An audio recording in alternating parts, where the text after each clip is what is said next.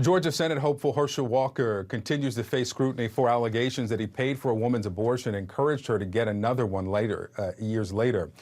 Republican who supports a full ban on abortions with no exceptions has denied the allegations. Joining us now, CNN political commentator, Republican strategist Alice Stewart, CNN political commentator and political anchor at Spectrum News, Errol Louis. Good to have you both. Errol, let me start with you because we now know that Tom Cotton and Rick Scott, they're going to be stumping for him, doubling down. This is just about math now. If they want the Senate, they can't walk away from him. Well, that's right. And I think you're properly identifying the principle at work here, which has nothing to do with abortion and has everything to do with power. Getting it, holding it, keeping it, expanding it. That's all it's about. And in some ways, that's all it was ever about. So we don't need to be distracted by any of the words that come out of the mouths of these Republican leaders about how attached they are to an anti-abortion position. It's really about getting the power. And that's the only thing left in the campaign of Herschel Walker that's worth salvaging at this point. I mean, there are no other policies. He hasn't been part of a debate. We know he's going to lose whatever debate he takes part in. There's no consistency. There's no public record. There's nothing there. There's just a vote that they're trying to salvage by any means necessary. Alice, what do you think about what you just heard? It's true. This is all about making sure the Republicans can do everything they can to gain control of the Senate. And what we're going to hear from Senator Scott and Cotton tomorrow is the fact that we need to get Georgians out to support Herschel Walker and his policies because they look at Raphael Warnock as a very liberal vote and a rubber stamp for Biden's policies, which they say are not working for the people of Georgia. And we're seeing more Republicans will be coming into the state of Georgia throughout the week and leading up to the debate on Friday to support Herschel Walker. And again, this is about making sure that we gain back this seat, and they're going to put the focus not on Herschel's past, but what Herschel promises to do for the future of Georgia, which is working on fighting against rising inflation, crime, certainly on education, and pursuing the American dream. He wants to put policies in place that help the people of Georgia, and they view the policies that Raphael Warnock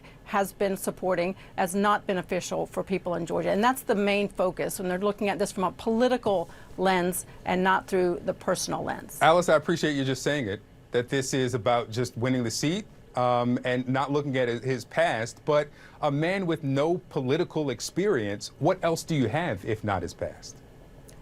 Well, you look at what he is vowing to do for the American people and the people of the state of Georgia. And he's put out a plan with how he wants to address the economy, how he wants to look at improving law enforcement, our national security, and our military, and helping Americans to improve education and parental involvement in education. Those are the policies that the people I speak with in Georgia, my home state, my family and friends there, they're looking at those policies that he promises to implement if elected to the U.S. Senate. Well, and I mean, let's be clear. He doesn't understand and can't articulate a single one of the policies you just described. What he is promising to do is to simply follow instructions and do as he's told, which might mean something, I guess, strictly through the lens of party politics. But we shouldn't pretend that this is a guy brimming with policy ideas that he's carefully waited his whole life to suddenly now start implementing at the national level, for which he is utterly unqualified.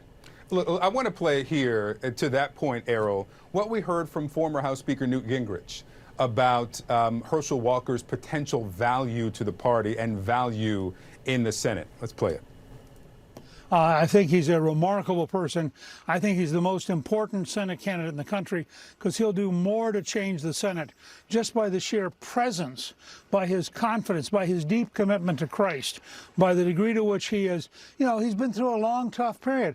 He had a lot of concussions coming out of football. He suffered PTSD. He just needs to be there, right? That's what he's saying. And I don't understand, Errol. He's had a lot of concussions. Does that mean, is he trying to say that, well, we shouldn't expect him to make sensible arguments? Yeah, you can't lower the bar any further than that. Look, it's a faith-based argument. It's a faith-based candidacy. They're just saying, look, trust the guy. He loves Jesus. He's taken a lot of shots to the head, so don't expect too much from him. But we think he can do pretty much as he's told. I mean, it's not a very compelling argument, but it is one, according to the polls, that seems to be resonating with people. And I do think it's important to note that, look, Herschel Walker is a flawed candidate, but Republicans don't corner the market on flawed candidates. We see them across the aisle.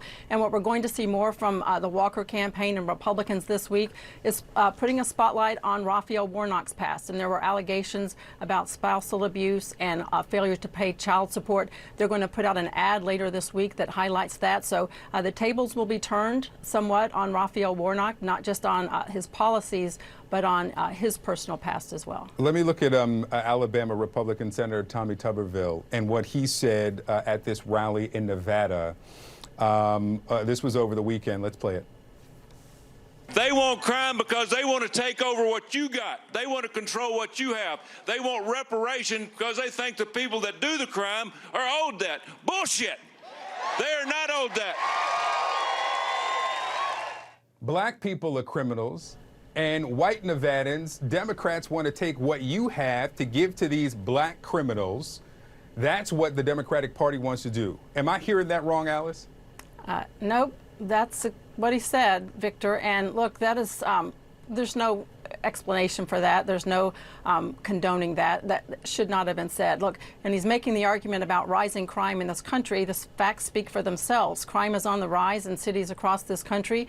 We're also seeing that voters, as they are polled, as the issues that are important to them, crime is right up there with the economy, inflation, immigration, and crime. So it would be much better if people out there on the stump would focus on the facts instead of embellishing rhetoric that ignites the base, because it really distracts from the real issue, which is we have a very serious crime problem in this country, and we need leaders like many Republican leaders that have policies and plans to address the rising crime. What is it that McCarthy says over in the House, Errol? Rules for thee, but not for me. Where are the Republicans who condemn, at least elected Republicans, condemn what we heard from Tubberville? Yeah, you know, Victor, that's the most disappointing part of all of this. I mean, what America just saw was a shot of pure Alabama politics. This reminds me of what I watched growing up when I first started to take an interest in following politics. You had people like Strom Thurmond and, you know, Jesse Helms, and all the way back to, you know, George Wallace, that, you know, an angry racist at the podium shouting obscenities. That's what it was. That's what segregationist politics was for decades and decades in this country.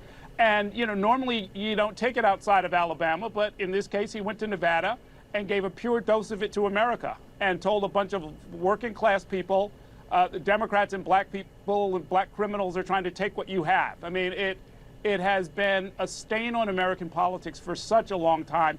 And the big disappointment is that you can't find a Republican in leadership anywhere to step forward and say that's not what we stand for.